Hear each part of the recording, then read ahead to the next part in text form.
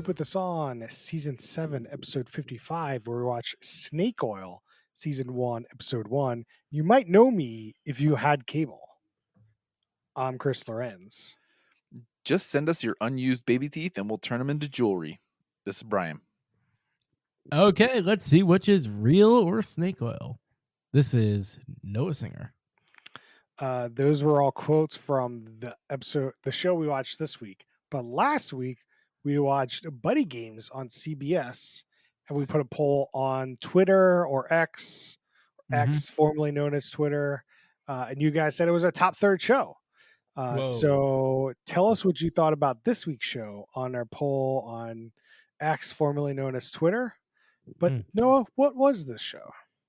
David Spade hosts Snake Oil, a game show that challenges contestants to choose a pair of entrepreneurs and learn about their extremely unique and often bizarre products through visuals, a custom-made infomercial exclusively produced for the show, and by quizzing the business representatives themselves.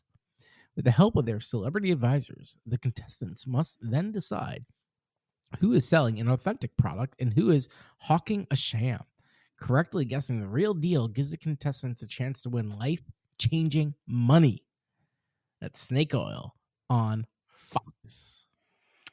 Yeah, so I want to get this out of the way first. This is a game show, and we don't do game shows really, usually, because there's not a whole lot to say about a game show. So we'll see how this goes. But like this one has a lot to say. This one's got a lot. Once a season, we end up doing a game show. Really, like last season, we did some Steve Harvey stuff. So yeah. you know, I mean, we've done. We shake it up a little bit. I mean, is Lego Masters a game show? I don't know. So. It's a reality competition show. So like, I feel like this is a game show because you have two people playing the game. Like each segment is essentially the same. But like, so the way I think about the show, it's Shark Tank meets Price is Right meets Family Feud.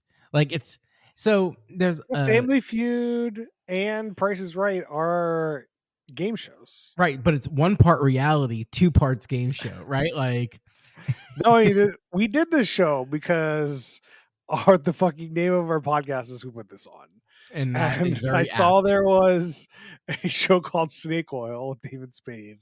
We're like, well, I guess we got to do that, right? Like, there's no way we can not do that because we got to know how good the show is, and you know. As I think you take a third of all these shows, and you know that might give you a good idea of what I think of this show. Get a third of something. I'll give you also a hint, Noah. I'm going to disagree with the statement that there's a lot to talk about because I wrote one line of note, and that was my quip. Really, like, I mean, the show's not good, but I found there's a lot of content shoved in. It's not a slow burn. You are right that this contradicts the momentum of shows that we've seen recently, where everything has been longer and longer and slower and slower. The show's not slow. No. We're not lingering on anything. They try to with that stupid counter.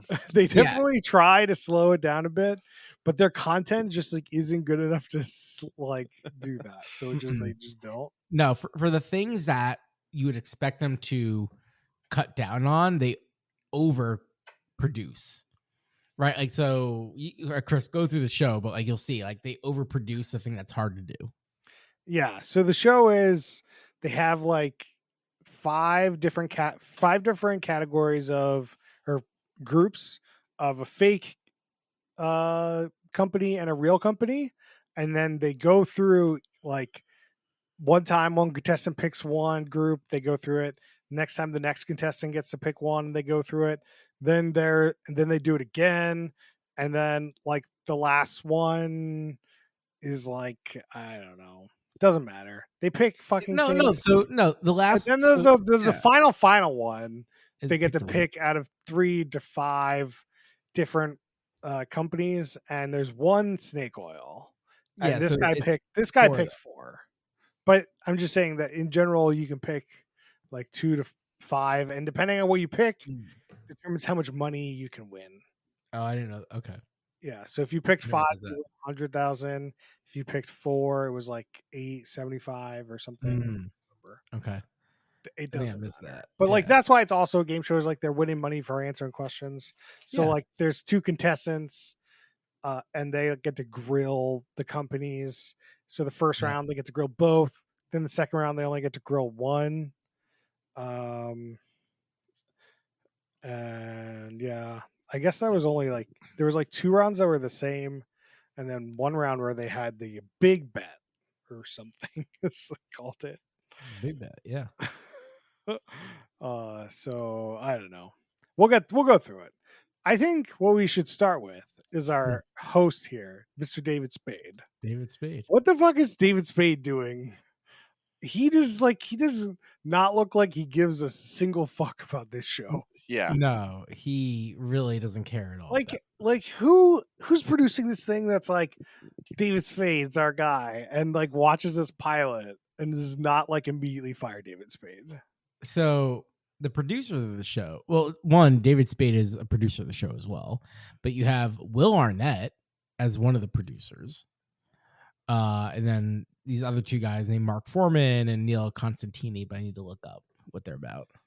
But like it reminds me of Fear Factor with Joe Rogan. He's just high as a kite, doesn't give a fuck at all throughout the whole show. Like that's what energy I'm getting from David Spade. That's the energy you need to host this show. I know, no. You're looking for a Drew Carey. You got to be Drew Carey. No, he's fine. He's fine being high and running the show. He's not. I don't think. You think he's high? I hope so.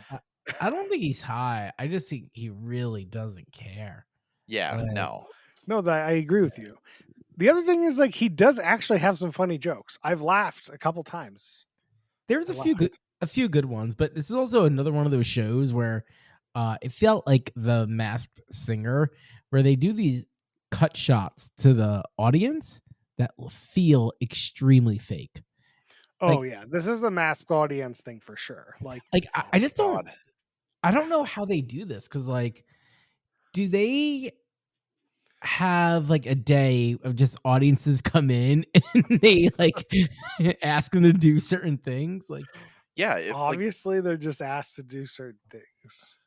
I don't know. Yeah. Like, do you think so? Like, so for people that don't know, is we watched The Masked Dancer, I think, during COVID. Or it's like And- you can sing. I don't know. One of these Masked Singer-esque shows, Yeah. and we watched during COVID, and they kept shooting the audience, and we're like, "There's no way they had an audience because they weren't allowed to have an audience." They totally faked the audience. It's very clear that they faked the whole thing. Well, there was audiences at one point that were like trying to make actions that related to the products, though. Like, no. Right. In this show, I think there is an audience, but there is certain shots where they're just like, "Give me stock shot of audience doing this," oh yeah, and they did it. They just used Yeah. this, and it looks very similar to those fake audiences that we had. Yeah, like, it got me thinking, like, is there like a Getty's images of audiences these shows can go pick up, right? And it's like slight. I don't think it's sensitive. Getty. I just think it's the Masked Singer people have it.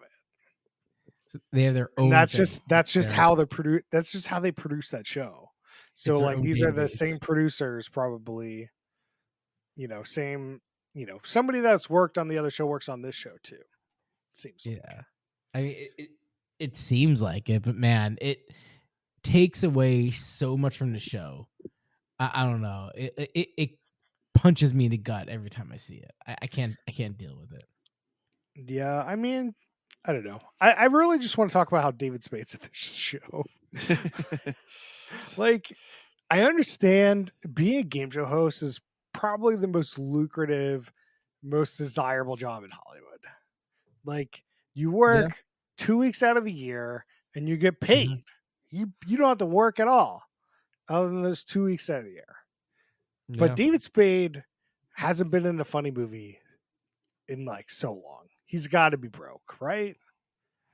So he's not even in the. He's So- not even in the Adam Sandler like group anymore, really. Not really. No, so he has his own website. He's on tour right now, doing I'm assuming stand-up shows. Like, So he just does stand up now. I guess, but he's like, is he a stand-up comedian? Like, I feel like it'd be more of like a Like a Kinda? Will Ferrell type. yeah, Where like, I saw Will Ferrell do quote unquote stand up, and it was just him introing other comedians. which makes sense because like Will Ferrell's in that territory where he literally could just read something anyone else would read and people just laugh. Like it's just him doing it by nature is funny. Yeah. Yeah, so I'm looking at his Wikipedia for David Spade. He's not a comedian. Like he says he tried stand-up comedy, but he's definitely more of an actor. He's like a comedic. Are you sure? actor. Like he hasn't been in a lot recently. Here's what he's been in according to IMDb. He's been in 2 episodes of Housebroken, some animated show, Hotel Transylvania 4 as a voice, 1 episode of Mr. Mayor, 1 episode of Home Movie, some sort of Princess Bride thing.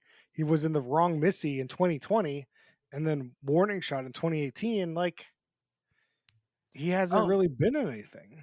No, not of late, but I mean, his big money was Just Shoot Me, 149 episodes. He was main character. He's pretty funny in that movie or in that show. I mean, yeah, that's what I mean. I think he's a comedic actor. Second, he made bank on Just Shoot Me, like, and I'm sure that's has some residual still going. Not a ton. You think so? You think so? I'm sure a little bit. I'd like to take some poll of Gen Z audience. Have any of them ever heard of the show? And then has anyone ever actually watched any of it? Maybe not in America. I don't know. You know, it's probably not on a streaming thing, so it's probably good for him because it ends up being on like TNT at 5 a.m. for no reason. Right. Syndication, baby. Like things like that, you know. So I think he's definitely got enough cash where, but then again, maybe not because he did the show. Okay. Who knows? What do you guys think? Okay, so here's his top 4 on IMDb. What is your rankings for these 4? Okay. Joe Dirt, Tommy Boy, The Benchwarmers, and The Emperor's New Groove. I'll go first. Yeah. Okay. So, unfortunately, I'm gonna have to put The Emperor's New Groove in last because I don't think I've ever actually sat down to watch that movie.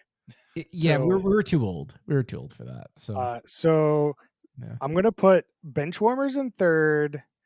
Then I'm gonna put. It's so This is the hard. hard- I'm gonna unfortunately have to put Joe Dirt in second. Yeah. And then put Tommy Boy in first. That's the right order. I think they're really close. I could make an argument for Joe Dirt being first. You are correct on this. There's not a preference. This is the correct order. I think people could argue with us about Emperor's New Groove, though. Some people really like that movie. I could easily see that if it was of your generation. Like, yep, get it, make sense. And that is the like IMDb score would be. Oh wow. The Emperor's New Groove would be number 1, and then the list that I gave. You know what's interesting? Like Emperor's New Groove, Disney movie. It's not really in the Disney universe anymore. Like they don't make a big deal about it.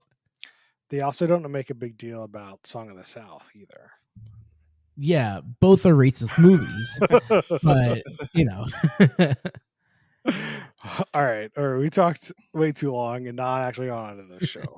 I'm okay with that.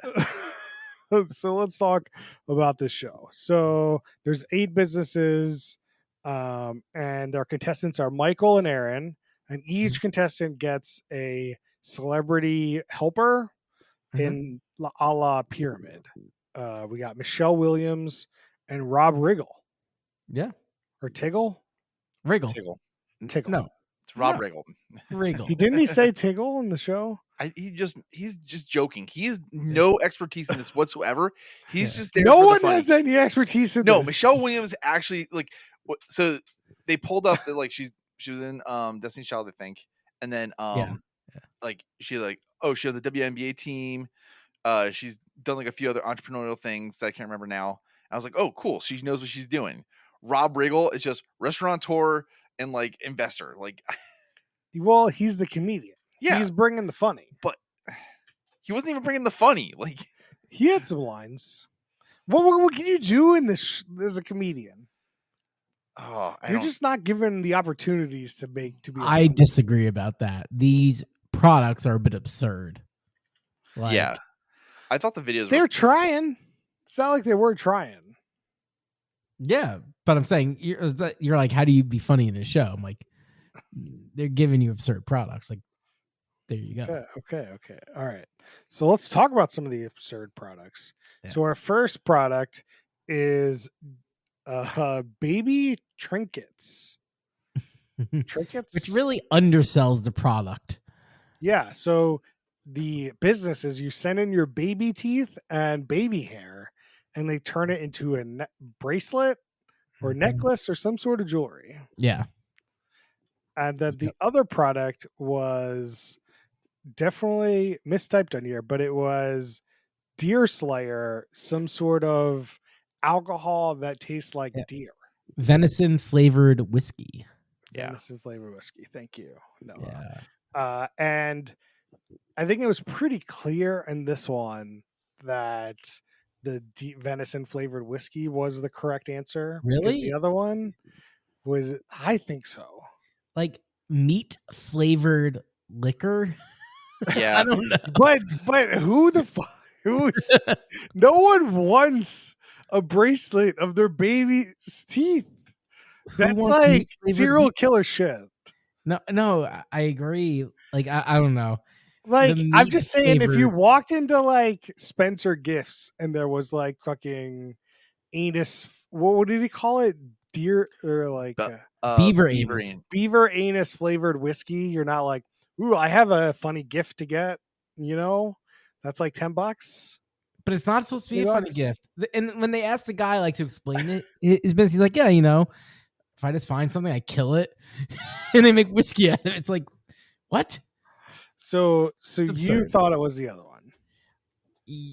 I was really torn. I just didn't know. know. But I made Brian and I guess. What's the point of watching the show if you're not going to guess? Yeah. I mean, I was watching it by myself, so I didn't really. I mean, I might have guessed, but I was going back and forth, so I wasn't really pressured to commit. Oh, and the other thing that pissed me off during the show. So the contestant, they have quote unquote $50,000, whatever the hell that means. Then they get to choose how much money they're going to invest in these like businesses. Yeah. And you get to guess between 2 and 10K. And I just don't understand how you're not investing the full money. You don't have any of this money. This money is fake money. Yeah, they don't really explain it. Like, if you lost it all, do you get kicked off? Like, is that it? This is not Jeopardy. This is just like, so this person invests $7,000 in the baby trinket business or whatever, and loses because that's the fake one. Yeah. He lost $7,000, so he had $43,000. That like, then later on he wins $7,000 back, and he's back to $50,000. But like, if he had just bet $10,000, he'd be in the same boat. But if he had won, he'd have way more money. He'd be at $60,000.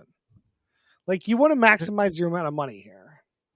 But what they didn't explain what happens when you go to zero. Do they replenish the coffer?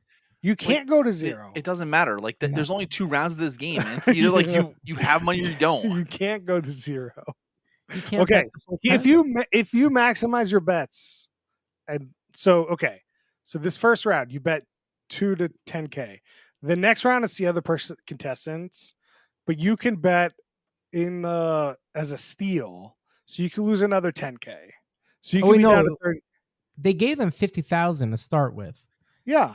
So if you bet 10K and lost, you're down to 40,000. Right. Then the next round, you can bet 10K, then you're down to 30,000. Yeah. Then they do the big bet, and I assume you probably can only bet how much money you have, which is so it'd be 20 to 50,000. So you can only bet 30,000. Yeah. But like, regardless of if you win that one or not, if you lose that one, you don't have any money. And if the other person has more money than you, then you've lost already, right? So like, that's a good point. Yeah. You got it. I got you now. I got you on the strategy. So you should. So even like the possibility you get all things wrong is, probably low. Maybe you get one wrong and one right, then you're still at 50,000. But if you get both right, you're at 70,000. Then you bet the 50,000. Then you're already at 170,000, or you're at 130,000, and that's how much this guy won through the whole episode. Yeah, he won $1.35. That's great. Yeah, I was just like, I just yelling at these people for betting 7,000. Like, what's the point of keeping the 3,000? Yeah. Yeah, and the whole graphic thing, like showing the thermometer thing. Oh, Brian hated this thing too. That was terrible. Let's just slow roll it. Like, first off, why create tension over the stupidest thing? Like, you had to do this and just like watch it on the screen. Like, it's like, I was so happy the second one when they were just like, okay, just do it behind the podium, lock it in. Great. They just and then they showed it on the fucking screen. And then they brought it back. So bad. I cannot believe that they just did that. All right, rant over. We could talk about the next group of products. We have a tie protector, which is like a plastic thing that goes over your tie. And they have North meets South, where it's a dating site where the opposites attract. Yeah. So they would match you with the opposite. And this guy was like, we got 30,000 active users or monthly 20,000 daily. Yeah, 50,000 monthly. And I'm like, there's no way you could sustain a dating site with those numbers. No. There's no way you could have 50,000 monthly users and 20,000 daily users, because the dating pool, they want to count. You want to come in, you want to come out. You don't use it every day. Like 50,000 is not a lot. I don't think he spoke to how long it was running for. So, sustaining. I mean, you have to get a big push. Anyway, it doesn't matter. It was very clear. Oh, we didn't talk about these skits they do about the products, which infomercials, very cringy and not very funny. Yeah, for it's something that needs to be funny. I don't think a single one of these things was funny. No. Yeah, it felt like a worse thing than you'd see on SNL. Yeah, and this is where I think you could take the show in a slightly different direction, where you only focus on two businesses throughout the whole episode and really crank up the quality of like the infomercials, the business pitch, behind the scenes of the business. And I think it becomes a much more interesting show. I mean, we can argue that. I don't want to. I don't care to. Yeah. But I don't think that would be a better show. I like this format. I like seeing 8 random different businesses. I just wish that, what did they call them? I wrote these down. The Spade Brigade was funnier. Spade Brigade, yeah. That's which is the ones that make these vignettes about the businesses. Yeah. And so tie protector, the thing here is, if you look at the audience of these businesses, it's pretty clear that there is a small niche audience that I think a tie protector would buy. And this guy looks like this guy nobody's buying a tie protector. There is an audience for a tie protector. Okay, no, there's not. There is not. This is proven. It's the real one. It is proven this guy made this product. It is not proven as an audience to buy it. He sold 400. Yeah, I totally thought it was 600. That's like nothing. Yeah, I don't know who bought them. If he bought them. If somebody buys one thing from my business LLC, 60 plus. This is easy target. 60 plus. Works within a suit. Oh yeah, and they're carrying around this little rain jacket for their tie. Yeah, they got to eat lunch sometimes. They got to have an expensive tie. Like, I could see Donald Trump having one of these. Like, he's like, I can't get my Louis Vuitton tie dirty. I know, because it's like an $800 tie. Well, what about option 2? You take the tie off. No. Then you got to put it back on. Then you're seen without the tie. Yeah, but what's more embarrassing, to put on your little tie rain jacket? You couldn't even tell. You couldn't even tell. They had the big logo on it. It said Stitch or whatever. And it's gonna gloss. It's gonna shine in your face. That's why this is what they want out of this show. Is they want us arguing over these stupid fucking products. No, the talking about the show is much better than the show, because the stuff. Oh yeah, for sure. Yeah, but like, I just can't see someone. You're gonna put that on. People are like, why do you have a Ziploc bag over your tie? I'm saying if I'm looking at the two products, this product has an audience. You can agree or disagree with that, and looks like believable that this dude is selling them.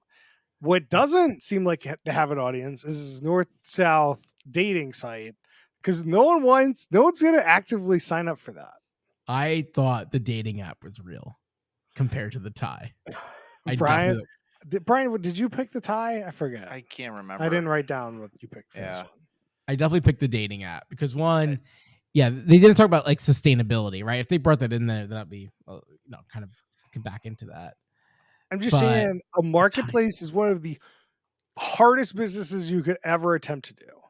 And selling fucking ties out of your fucking, basement.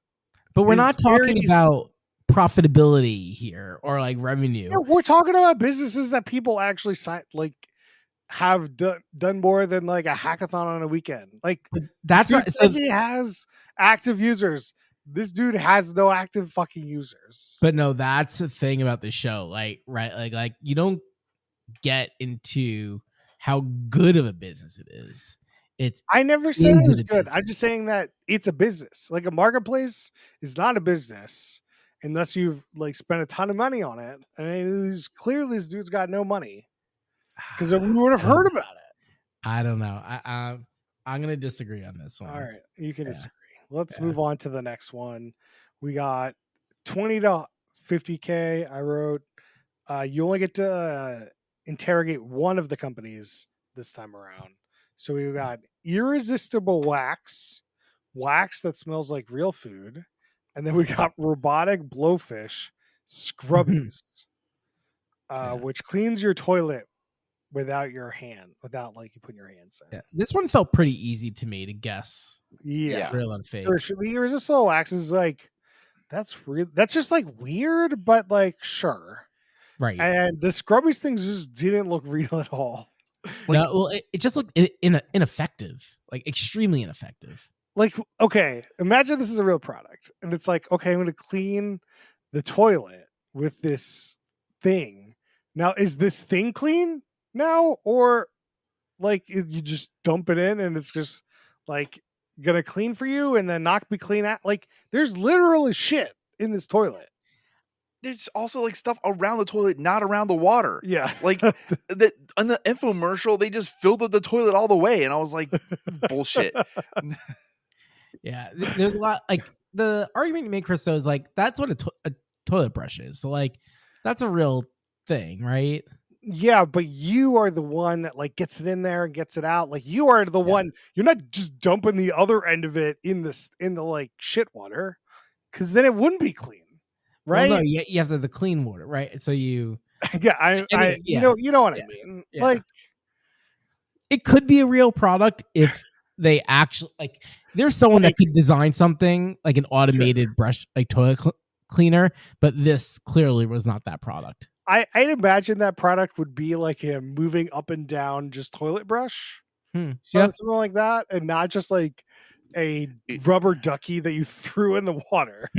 No, rubber ducky sinks to the bottom, like extends all to the side and just like spins as fast as possible. Get all that toilet water all around the bathroom. Could you like imagine? Just like I know Brian and I were guessing, and I gave him the easy answer, and I was like, sure, I'll take the scrubbies, but I think that one was pretty clear. Who was the right one? And then the next two companies were My Pampered Feet, which is towel to dry between the toes, or Soap Faces, where you upload an image to a website, a face, and they 3D print these faces.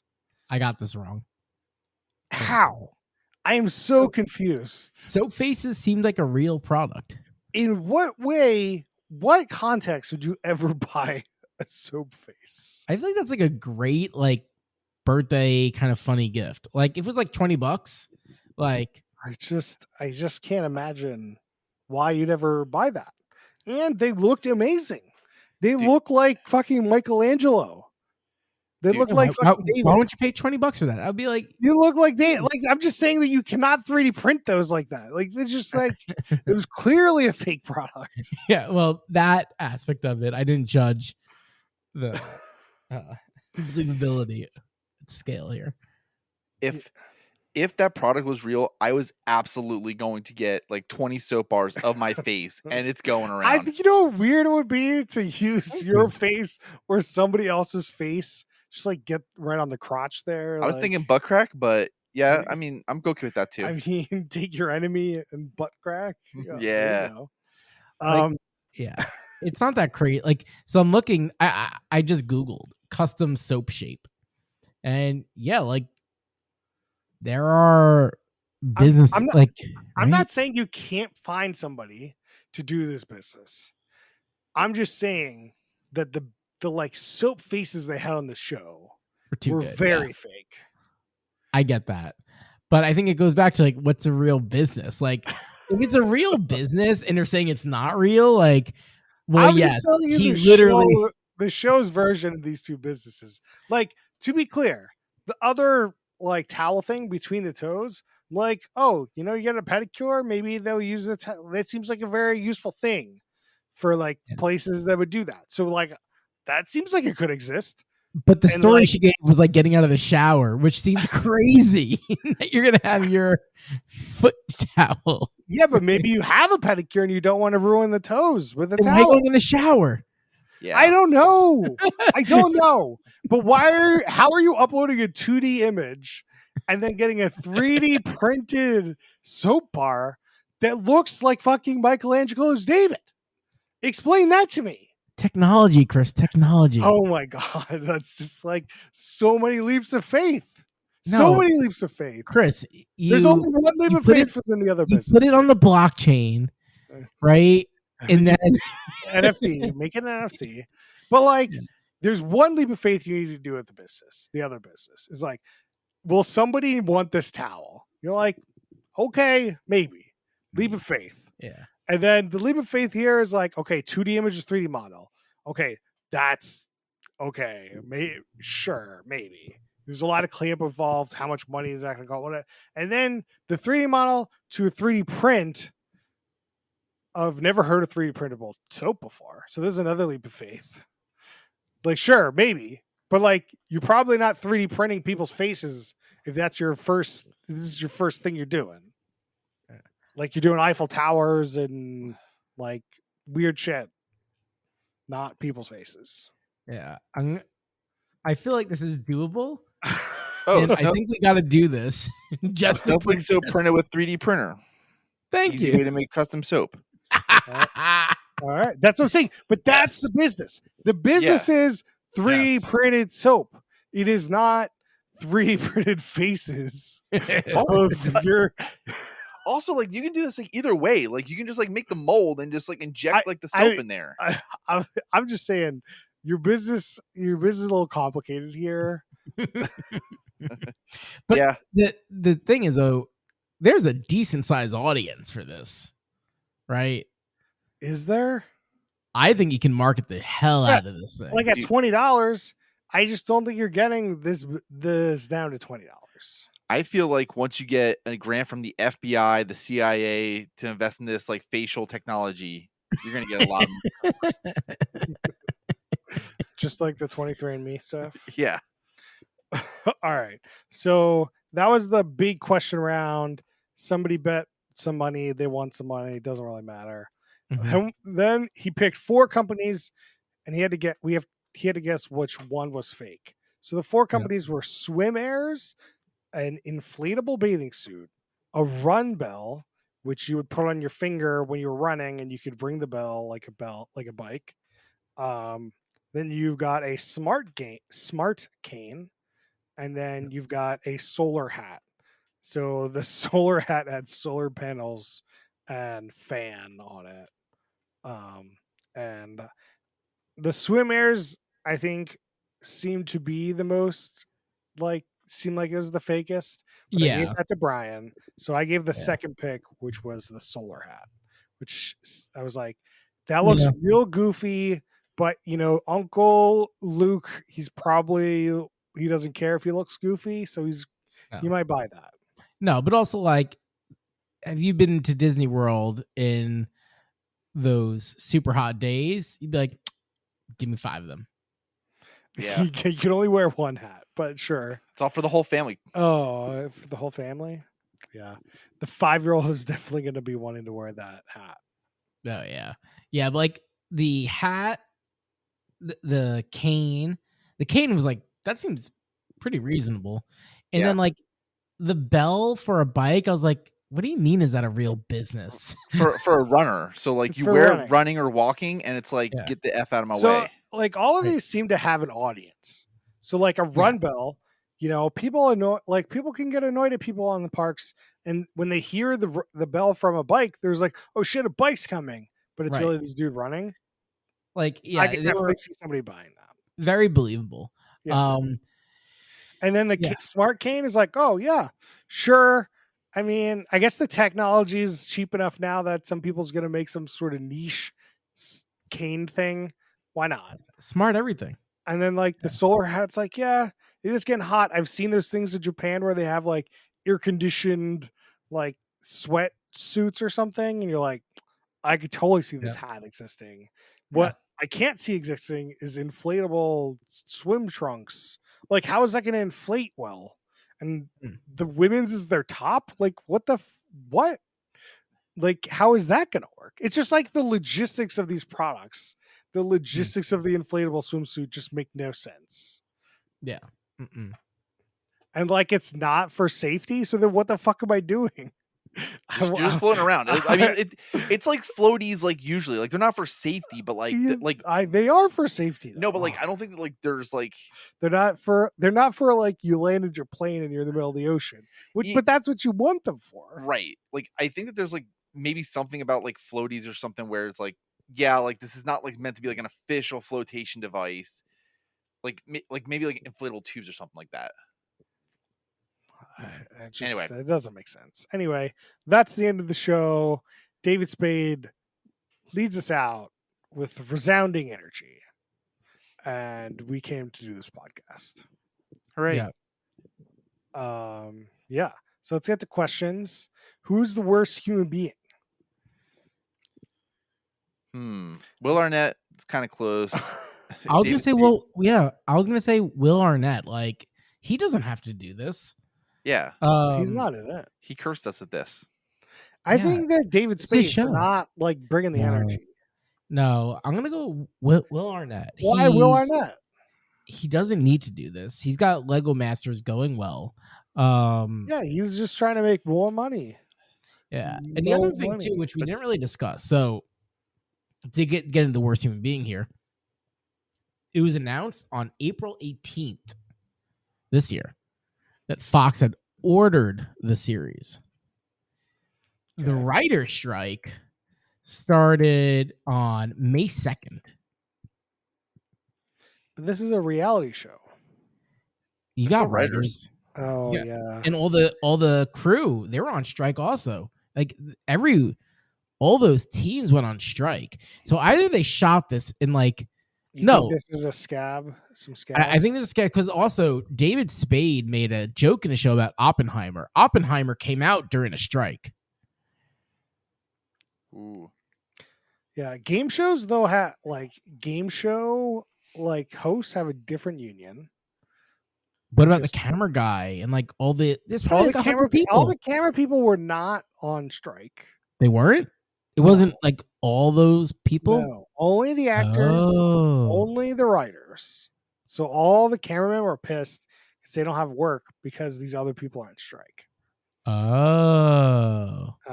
Which they currently are. So like any production they can get. So I agree with you. There definitely should be writers. There are writers on this show. Whether they're scab writers or not, I do not know. But yeah, now I'm interested to look at like the credits of the show. Yeah, so cannot confirm or deny, but the chances are higher than usual. But these were scab writers. I think it's okay if they're scabs. Like I'm not going to judge someone being in or out in that way, but I didn't know everyone wasn't on strike, and so I was gonna say like the producers were pushing to get this done. Yeah, that's why there's like new Jeopardy and there's new like game shows, because it's literally the only thing that anyone can make right now. I didn't know that. Okay, all right. Yeah. So anyway, let's move on to drinking rules. So I think we got to bring back a classic. You got to bet number of drinks on what you think is a real or fake company. And then if you win, you get to give it out. If you lose, you got to drink it. And if you're playing by yourself, you can just drink. Just change the channel. Just drink. Brian, you got a drinking rule for me?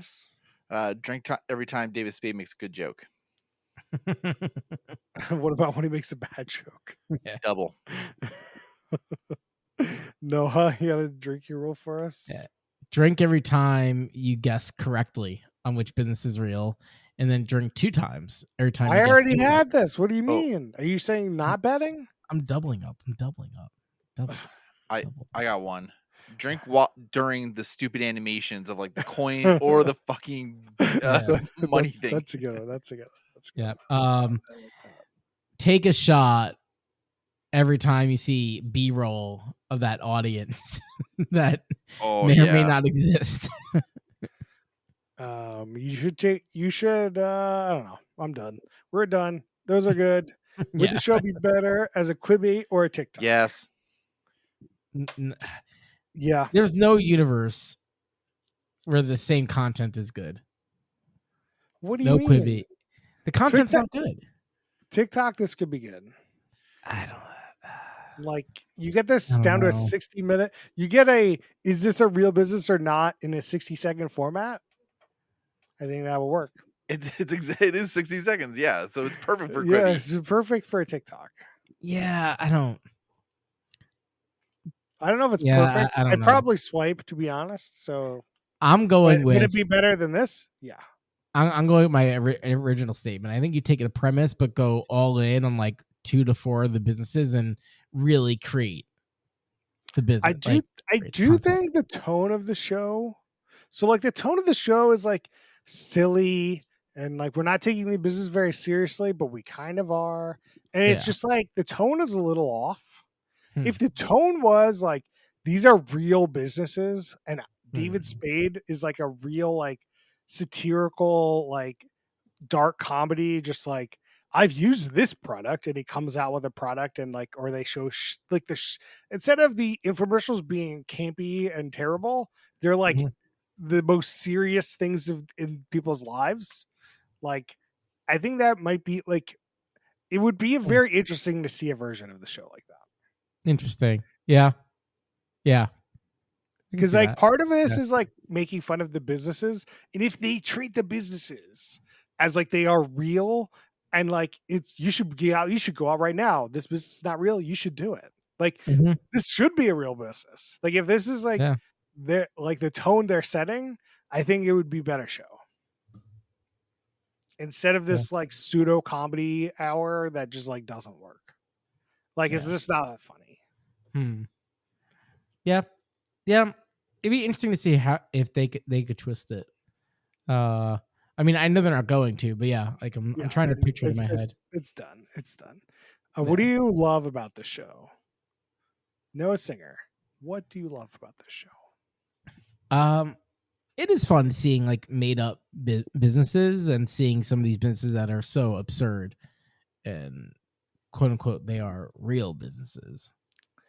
Brian, what do you love about this show? I love that it highlights entrepreneurship. That whatever you make, you can make it on this game show. I love that you can kind of play at home. Like you can play, what do you think is real? What do you think is fake? I think that's the best part about the show. I mean, it's a game show. That's what game shows are all about, kind of pseudo playing at home, but that's what I'm going to go with. Yeah. So we do a rating system between top, middle, bottom, third compared to other reality shows. Some people stack rank in their stack ranks. Brian, what do you got for me? Middle of the bottom. If the skits were better, I'd be all in, and that's really all I want. I don't care about like the game show part of it. I just want to see the funny made up skit for each of these products. Noah, what do you got? You go first. Chris, you go first. I'm gonna put it in the middle. I think the fake businesses and the real businesses were clever some of the times, and it was fun. And I think it was fun to guess. Do I want to watch anymore? No. Do I think it did a great job? No. Like, if I think the potential for this premise is astronaut, like the ceiling couldn't be any higher. Like it really could be the best, one of the best, but they're not going to spend the money to make the best. So we're just going to go middle. That's what I'm going to go with. Yeah. Noah, have you chosen? Yeah. Bottom, middle of the bottom. It was just really hard to watch. Like the concept is good. I think it has some nuggets there, but there's a lot that just doesn't go well. The B-roll audience footage probably puts in. I just can't do it on principle. David Spade doesn't bring it. And like some of these tacky game show mechanics, like you guys talked about, like just it makes it not very fun to watch. All right. I got one more bit to add in. So I've been going back in. I've been going in the corner about this show because I've been really curious, like how do they shoot this show? Okay. It's still very unclear how they shot this. So one of the actors in the Spade Brigade, I found her on Instagram. And they shot 90 infomercials for this show over 5 weeks.